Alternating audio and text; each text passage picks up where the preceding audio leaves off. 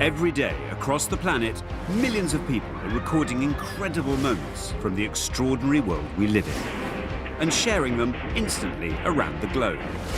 As he struck the car exploded. I wasn't going to let her die. But we're digging deeper into these viral videos, meeting the people who've captured the most spectacular and dramatic moments. Hey, hey, hey, hey, hey! I actually thought, this is it. Now I'm going to drown. To get the story behind the clip. From death-defying escapes. It had swirled around like a big tornado, and we were right in the middle of it. And incredible rescues. All I could think of was that I needed to jump in the water and save him. To heartwarming surprises. At that moment, my heart just stopped. And jaw-dropping acts of nature. If the iceberg falls on me, I'll be crushed. These are the moments you would never believe if they weren't caught on camera.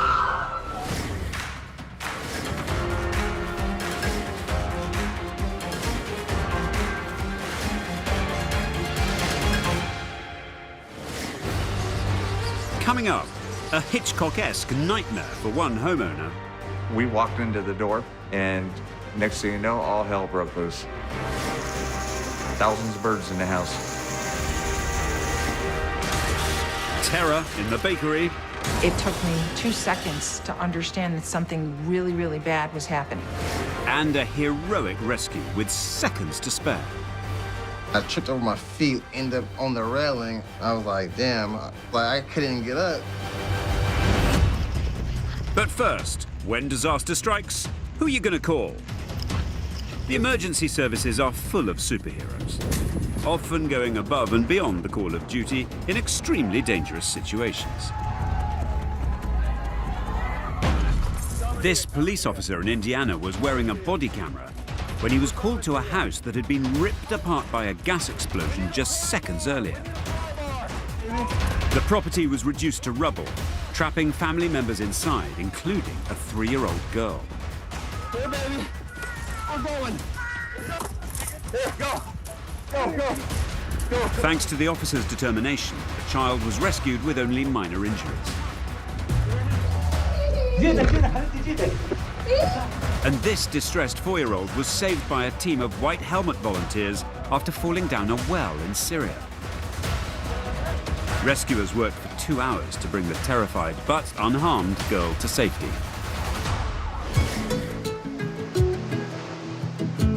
British Columbia, Canada's westernmost province, has some of the world's most breathtaking mountain ranges and waterfalls. But scenery as spectacular as this comes with a serious health warning. I'm Nick Rivers, and I live in Parksville, a small town on the central eastern side of Vancouver Island. Nick Rivers is one of 3,000 search and rescue volunteers in British Columbia, working alongside colleague Ken Needon. I have been in search and rescue for a total of about 47 years. I joined when I was a teenager, so I've done quite a bit of it. They can get called out to all kinds of emergencies at a moment's notice, like on one freezing cold December day in 2020. We have a call-out system that let us know that we had an individual in the water over a cliff.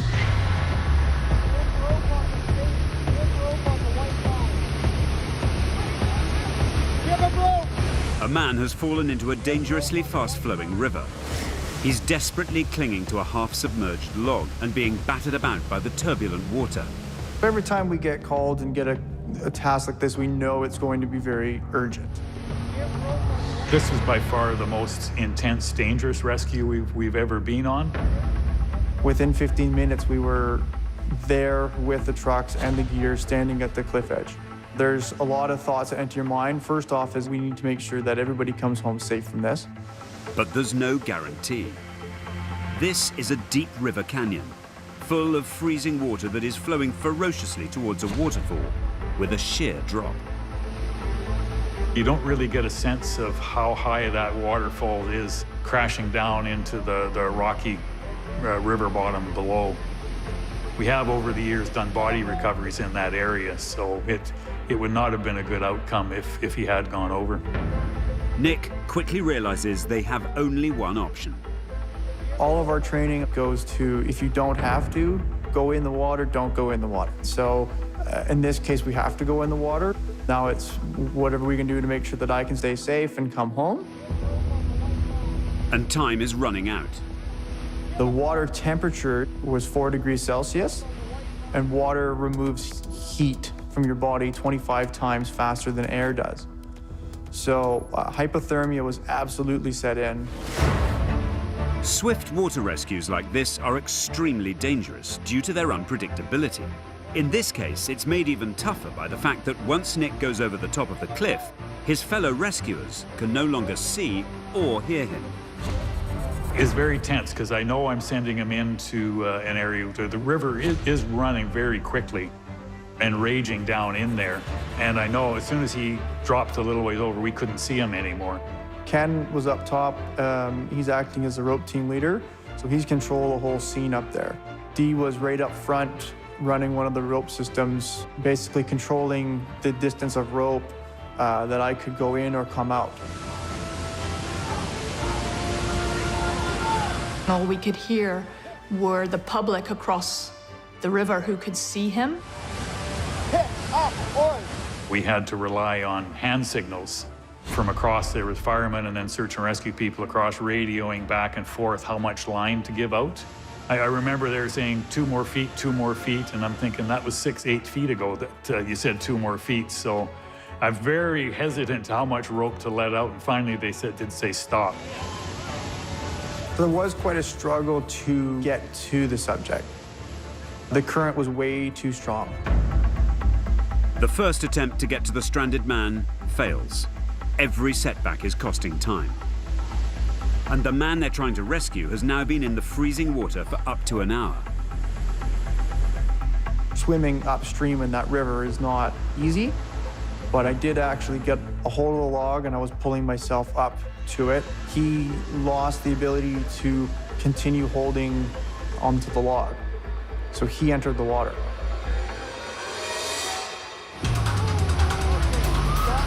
What we heard actually was the gasps and the screams from the crowd. So, not knowing what's going on at that point was actually pretty scary because we don't know whether Nick's in trouble or if the subject's gone over at that point. I just jumped for him and held on to him. Not knowing 100% that my ropes were going to stop me from going off the waterfall at that time. Being able to physically hold on to him in the water was pretty challenging.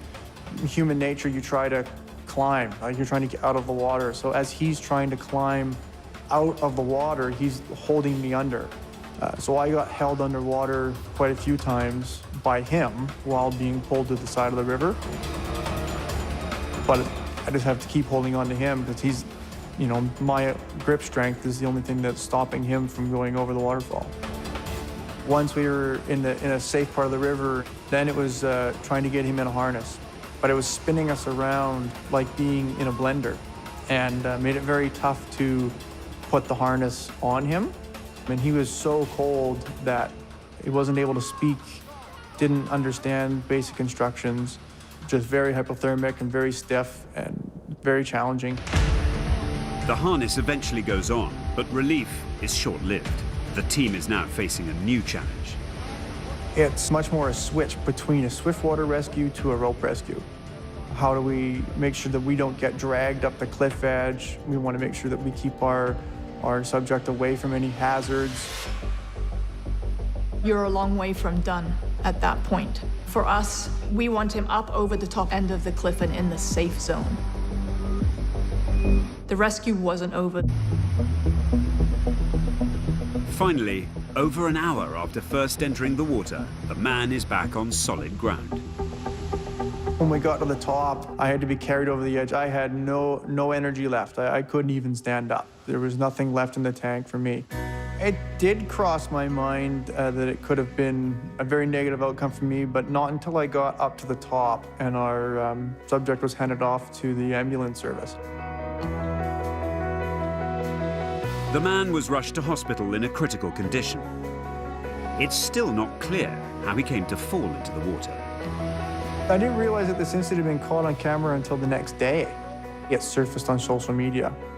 The first time I saw physically what was happening, I remember what really stuck out in my mind is how close Nick's feet were to the edge of the waterfalls. So that kept me awake for a little while.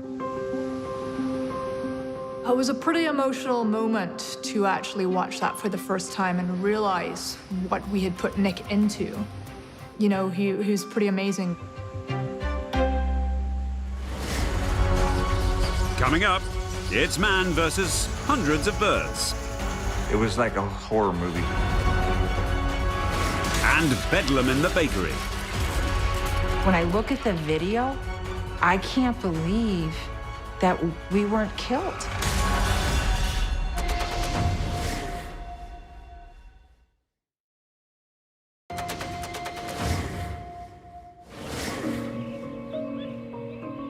Every year, across continents, millions of animals migrate from one part of the world to another. From stampeding wildebeest in Tanzania and Kenya to the Great Atlantic Salmon Run, this natural world phenomenon really is a sight to behold, usually from afar, but not this time. It was mid-April, gorgeous day outside. We went and enjoyed ourselves, came back to a nightmare. 60-year-old Patrick Belville from Torrance in California had been out enjoying dinner with his family. They'd been gone for just a few hours. We walked into the door and thousands of birds in the house. Unbelievably, thousands of birds had invaded Patrick's house, covering every surface. But how had they got in? Neighbor comes over and goes, "Hey, I have to show you this." She showed him the video on her phone. She noticed the birds circling around the house, and then all of a sudden she seen one bird go down. So she got out her camera and started videoing it, and then all birds started heading down the chimney. They didn't know that we all left and went to dinner. And so when they seen the birds going, they thought it was like something very bad happened. The birds, those swifts, were thought to be passing through Southern California as they made their way north, when they inexplicably veered off course. Hundreds and hundreds of birds in our house. These things were like little torpedoes. They were just coming at you and they'd just bounce right off your head. They're everywhere. The noise was so loud. When you got 1,000 birds squeaking, it's ear-piercing. Now, the birds were everywhere. They were all upstairs. They were hanging on the doors, in the kitchen, all over the walls, hanging off everything we had on the walls, stuck to the ceilings, stuck to every curtain in the house, all up here, all the way across, in the bathrooms, in the bedroom. We'd move stuff on the refrigerator and there'd be birds up there. The birds were just out of control. They were just flying back and forth. We'd move behind some of the pots and pans, they'd be there. On top of the TVs, they were everywhere. And Patrick had no idea how to get them out. We decided we're gonna call the sheriffs. They said that there was nothing they could do. Animal control told us there was really nothing that we could do. Just open up the windows, open up the doors. We did that, and the birds were not going anywhere. With the birds refusing to budge, a night quickly setting in, Patrick did the only thing he could think of and began trying to remove every single bird by hand. You're picking them up? Don't. This is where all the birds were all lined up. So I decided, you know what? I'll just pop the screen and start pushing them out. So what I do is wait for them to land on the curtains, and then I would just grab them, and then I would throw them out the window. The first night was a real long night. They were hitting me a lot. I actually had to put my hoodie on, my sweatshirt, so they would just kind of bounce off of it. It was like a horror movie. They have sharp little claws, these things. They dig into your hands, and so I just grab them and then just walk them to the door and just release them. And some of them, They'd take off and come right back in. The whole bird removal process took 3 long days and nights. To speed things up, Patrick got creative. I'm an avid fisherman. I have a pretty long fishing rod.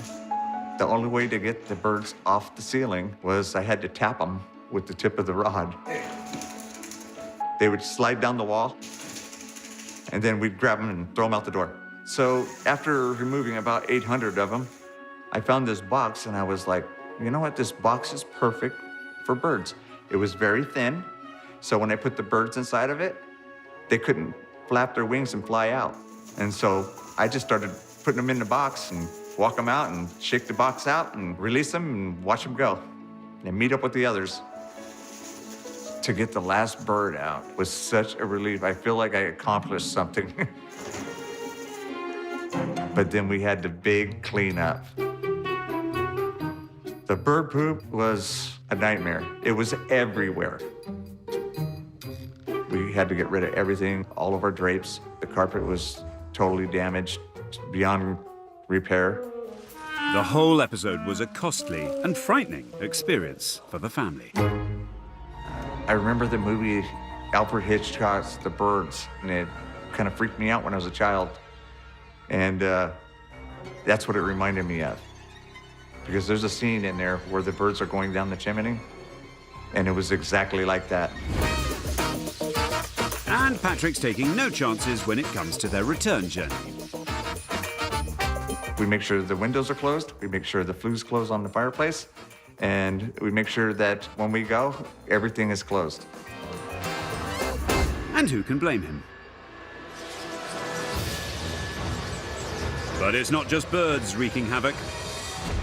In Virginia, a sleeping student got a rude awakening when a deer smashed through the window of his school bus. The animal lands on the 15-year-old's back, waking him up, while the driver does his best to remain calm at the wheel.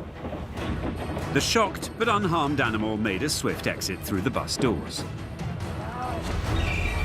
And in Indonesia, this monkey riding a bike suddenly jumps off and attacks a toddler, attempting to drag him away before being chased by onlookers. The child was frightened, but uninjured.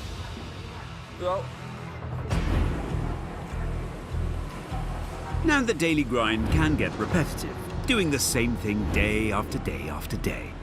But in the blink of an eye, just another ordinary working day can become one of the most extraordinary of your life. These Canadian window washers are being violently tossed around by strong winds. Their platform repeatedly smashes into the glass skyscraper before one of the men is thrown out. Only his safety harness is stopping him from hurtling to the pavement below. He was rescued unharmed by the emergency services. Cambridge, where it's a normal day at this recycling centre. Or is it? This worker spots an item he thinks might not be suitable to reuse, when, without warning, it explodes and shoots across the room, bouncing off the walls and hitting the employee. The object was later identified as a distress flare, usually found on boats. Definitely not something you should be throwing in your bin.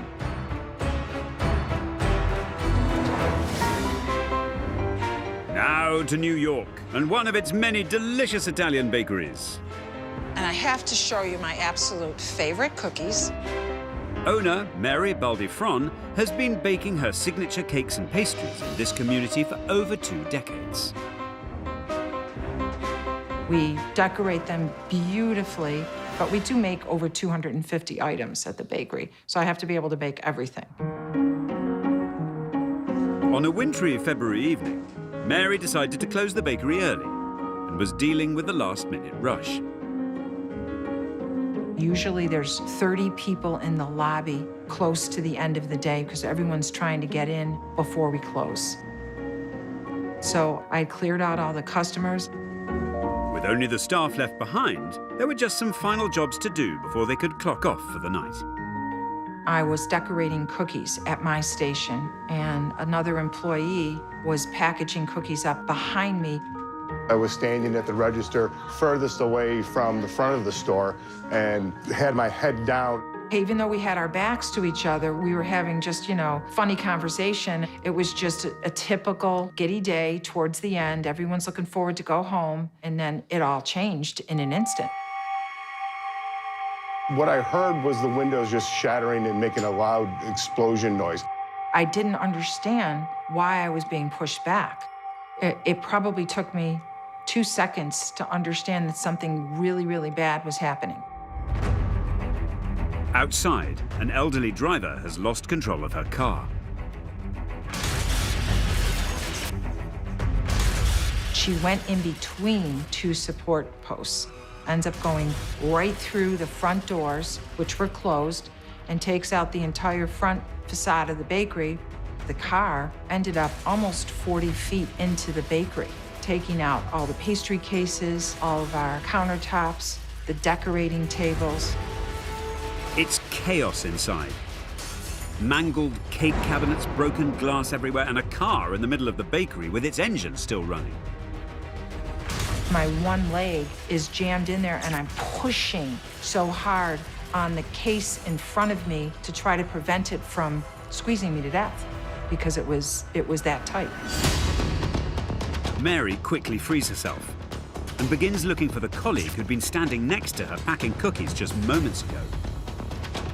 All of a sudden, Sarah was gone, and I knew she was right next to me. So I was frantic, and the only thing I could think of was that she was under the pastry case. And I just kept trying to move the case to get her. I was screaming, "Where's Sarah? Where's Sarah?" I was in hysterics. Some of my staff realized that she had gotten out, and they said, "We have Sarah, we have Sarah." With one panic over, another is growing. Mary's husband, Tom, is desperately trying to stop the car, which is still going. The driver's foot is stuck on the accelerator. I was pounding on the window, asking her to get off the accelerator. I tried to open the door, but like most modern cars, the door is power lock and you can't get in. This poor woman was desperately trying to stop her car, but was doing the reverse, pushing the accelerator even harder, not realizing that that's what was happening. And it was only the fact that there was so much debris at that point in front of her that she didn't go all the way to the back of the store, where the rest of the employees were. These cases were all slammed into here, which were slammed into here, and this is where her final resting spot was of her front tires. I finally was able to get her to get off the gas and finally opened the door and reached in and turned the ignition on. The bakery may have taken a bit of a beating, but miraculously, Mary and her staff escaped unharmed. The elderly driver suffered only minor injuries.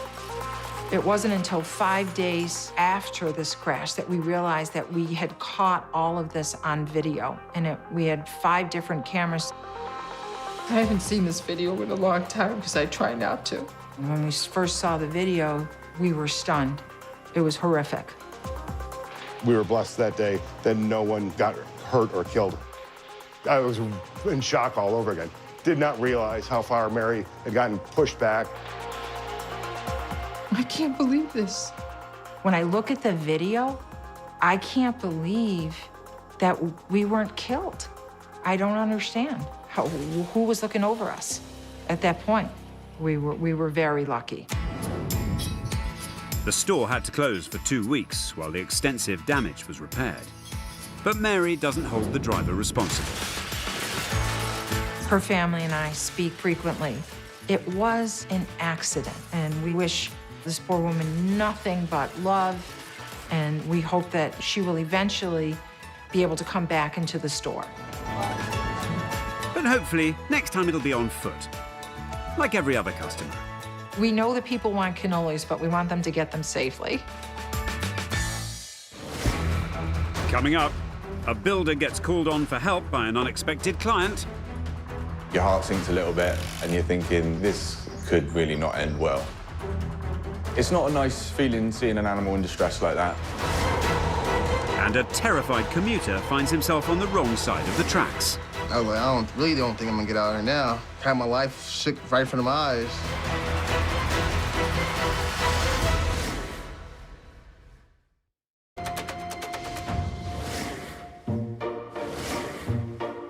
We Brits are a nation of animal lovers, with many of us ready to rush to their aid at a moment's notice.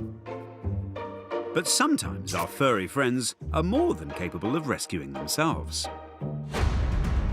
In Chicago, a cat is inside this burning building, but it's not waiting around to be rescued.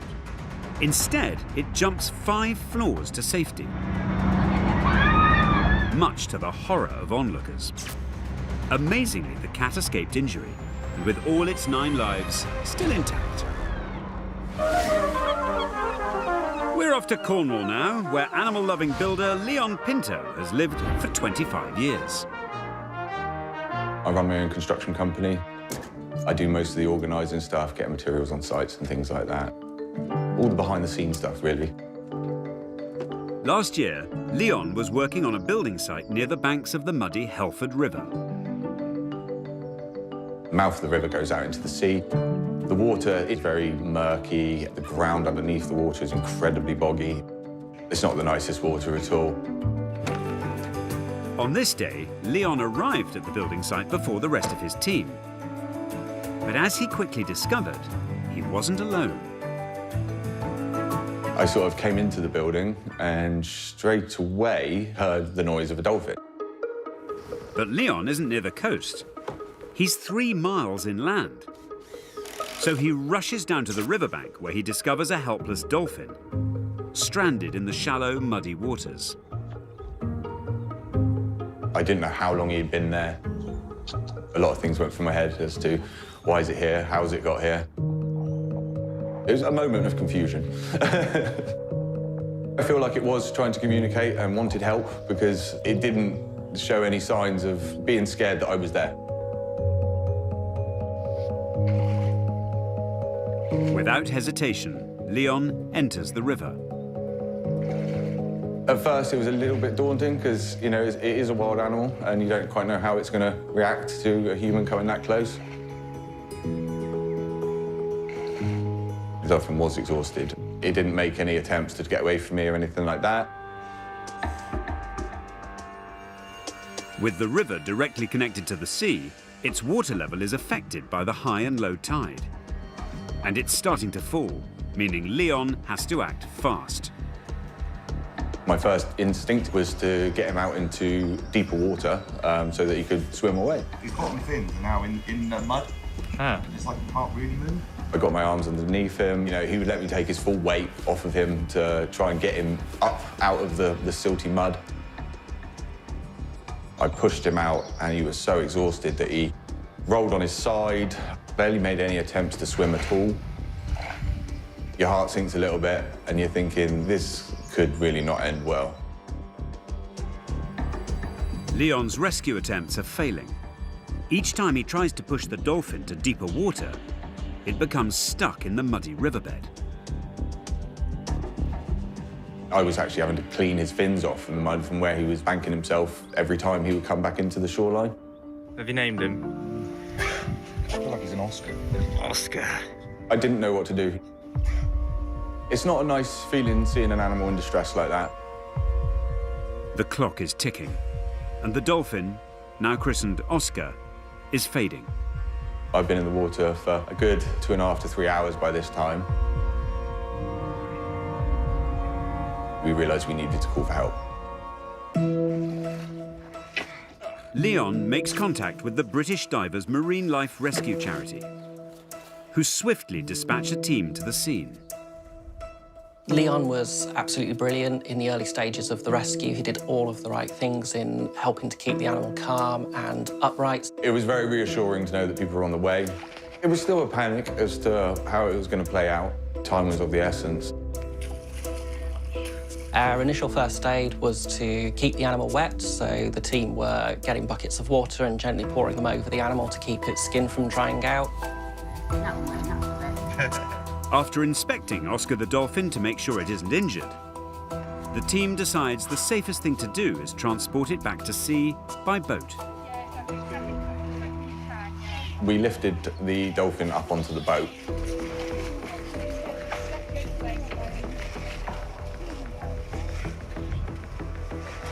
They were strapping the dolphin in and making sure it's comfortable. It's a bittersweet moment for Leon. I obviously wasn't able to go in the boat because the boat was quite small and everyone was in their dry suits and stuff like that. I would have loved to, but I had to say goodbye. I just hoped he was all right, you know, and I spent so long in the water there with him, and you're just hoping and praying for a happy ending to it all.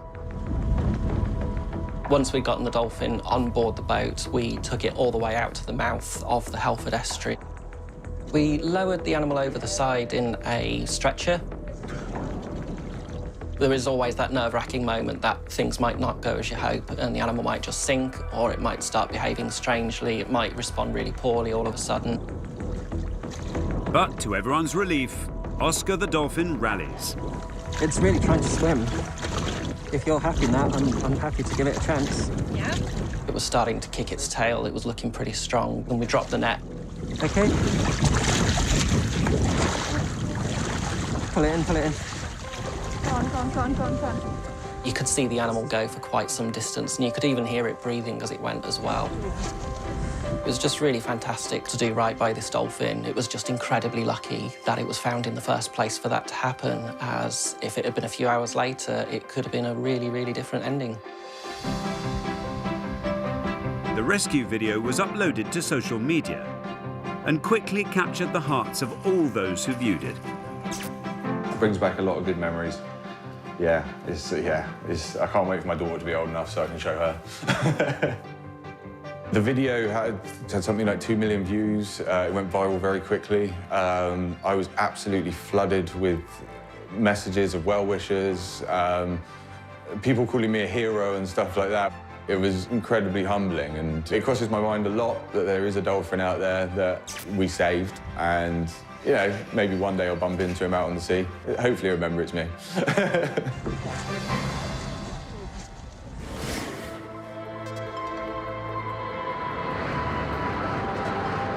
Now, train travel has evolved through the ages, from the romance of steam engines to ultra-fast bullet trains. But one thing hasn't changed, and that's the danger of getting too close to the tracks. India, where a young boy is walking with his blind mother along a platform. The 6-year-old stumbles and falls off the edge, where his frantic mother desperately calls out for him. A rail worker sees what's happening and bravely rushes forward, saving him from certain death.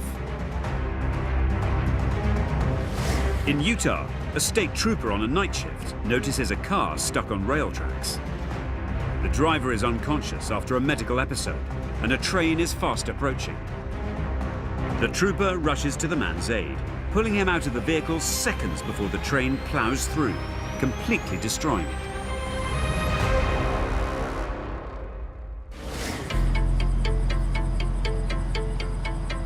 California now, and two men who know all about this type of close call. My name is John O'Connor Sr. I live in Antioch, California. My name is Rayshawn Jackson. I live in Rancho Cordova, California. On one November evening in 2019, Supervisor John was busy working at the Coliseum train station in the downtown Bay Area. Rayshawn Jackson was nearby watching a football game at the Coliseum Stadium. I was at the Oakland Raiders game with a couple of my friends that night. They come tailgate, barbecue, drink with some friends. We usually staff extra personnel for crowd control because a lot of people take the trains to the venue. So when that happens, it's generally a pretty full station. Once the game finishes, Rayshawn gets separated from his friends in the crowd. And that's when everything starts to go wrong. I'm on platform 1, and I was directing passengers which train to board up. When I noticed out of the side of my eye a passenger coming around me. And that's when I leaned forward, seen the train coming out. I realized it wasn't my train, and I tripped over my feet, ended up on the railing, I saw the headlights and I saw him, and I knew he wasn't gonna make it. I was like, damn, like I couldn't get up. I was like, I really don't think I'm gonna get out of here now. Had my life shook right in front of my eyes. The train operator, he had hit the stop button, so he was slowing down, but he would have been hit at about 25 miles an hour. A rail car weighs 75,000 pounds. So just impact on that would be enough to kill you. All these thoughts are running through your head, and then something said, I can get him. I tried to lift myself up. I already knew that it was too high. I didn't know I was really gonna make it out of that situation, but I tried one more time, and I jumped. He caught me in midair. I pulled him up and rolled. You know, it almost looks like the train hits his legs when I'm rolling over and his legs fly up. So it was extremely close.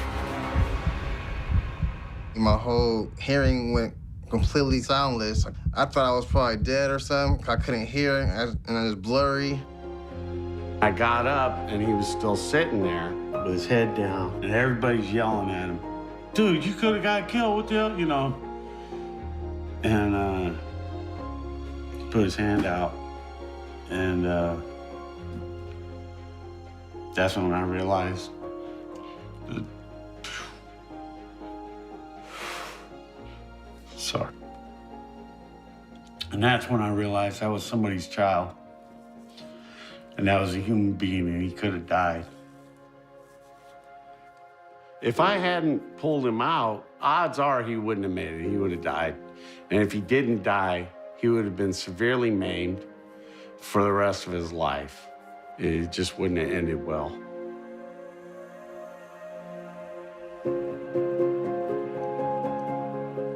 I finally got to my feet and got here again, and I just remember hearing the old lady saying, that guy saved your life. And that's when I gave him a good hug. As I was hugging him, I could hear everybody was just clapping and yelling. A couple of ladies were crying. It was quite the scene. I'm just so grateful. I can't say it enough, but I'm so grateful that he even put his life in danger to save a life. It has been said that I put myself at risk and that, you know, he could have pulled me in or maybe the train could have clipped me. So I suppose it could have ruined a lot of people's day, especially my family and his. I got John's name under my phone, Lifesaver John, because he's my hero.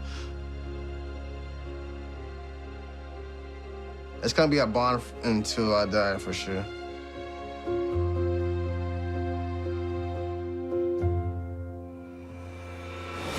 Coming up, you're so sick. A chance encounter turns into an epic rescue mission. Why is there a dog in this part of the Amazon? It should not be here.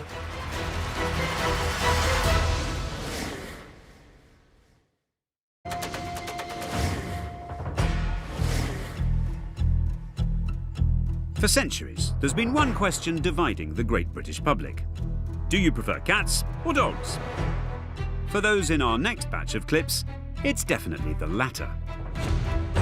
This dog owner in America is walking her pet when she suffers an unexpected seizure.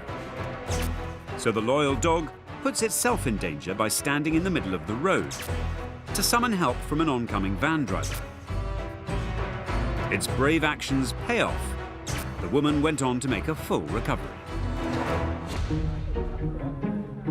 This St. Bernard got stranded on England's highest mountain during a day out with her owners.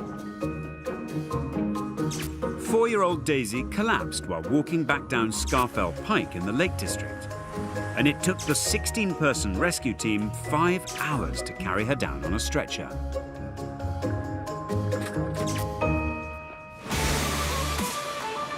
Over in Northern Ireland, David Foster is both a dog lover and a keen traveller. Since I was a teenager, I've been traveling quite extensively all over the world, and that includes Africa, Asia, the Americas.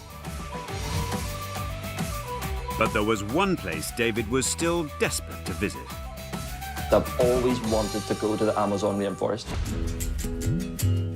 So I got an opportunity to go on a cruise up the Amazon. It's a small boat. There's maybe only 5, 6 guests at a time.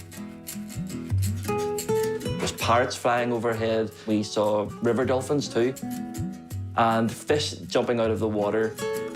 Towards the end of the trip, the group decides to stop at a beach for lunch. It's completely deserted and miles from anywhere. We had been traveling for days without seeing anybody. I then realized there is something just over there. It was only when we got closer that we realized it was a dog. The boat owner, who has lived here in this region his entire life, remarked, "Why is there a dog in this part of the Amazon? It should not be here." The dog swam as hard as she could to the beach, and she just runs directly towards me. And as she's running, it's like a black line. There's absolutely nothing to this animal. She is so skinny. Jesus. And when she gets to me, I'm in complete shock and disbelief. Look at you, you're so sick. When she got to my feet, she was crying. Oh no, oh no. Her hips were showing, her ribs were showing, her spine was showing. Let's get you some food, huh? Get you some food. I was distraught at seeing an animal in such a poor condition. The group quickly came to the conclusion that the animal had been abandoned there by a previous owner. There is nothing anywhere. This is the middle of the Amazon jungle, basically. She's been clearly living out here for a long time. I was in a position of, what do I do here? To leave that beach that day was a death sentence for her. So after a discussion with the boat owner, and I got permission to bring her on board. So we're leaving the deserted island, and the thought in my mind was, okay, let's just get her to a vet, which I knew was still quite a few days away. The passengers on the boat named the dog Negrita. Negrita. I think she's very excited to be going, look. So the care of Negrita on the boat fell solely with me, and I was happy to do everything I needed to help her. So I'm lying in my bunk. It's going to be Negrita's first toy ever, probably. But David's and Negrita's happiness is about to be short-lived. A couple of days later, David wakes to a nasty shock. I was still in bed. I heard what I thought was the engine starting, so I just jumped out of bed. David quickly realizes that the ship's captain has dumped the dog on another beach. She's been abandoned for a second time. And she was looking at the boat as we were pulling away. And I was banging on doors. I was shouting as the boat went further into the distance. And Negrita is getting smaller and smaller and smaller as we travel away.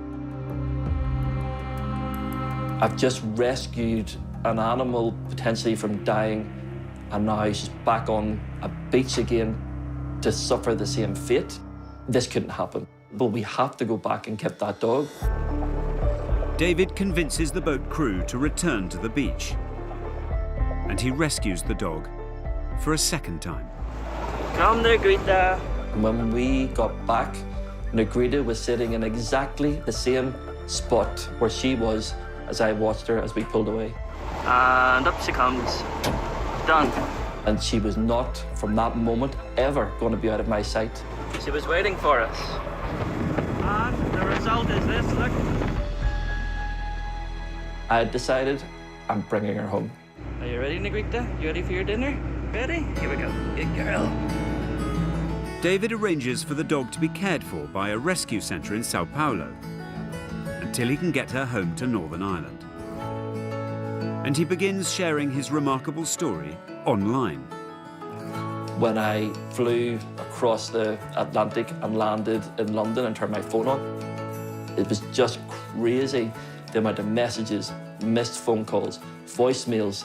Something had happened as I was flying over the ocean that made her story just explode. Along with millions of views, David managed to crowdfund £25,000 online to relocate his new pet. 6 months and 6,000 miles later, the pair were reunited. and are now happily living together on the other side of the world to where they first met. Seeing this footage now, it's really given me a real slap in the face again of just what a big moment this was. But in that moment, never did I think that she was going to go from that beach, from those rocks, to literally lying at my feet in my home. It just blows my mind a little bit. It is crazy to think of that. And it's just a wonderful feeling to have her here. She is the biggest part of my life. You know, she chose me that day. I chose her, and that's just the way it's going to be until forever.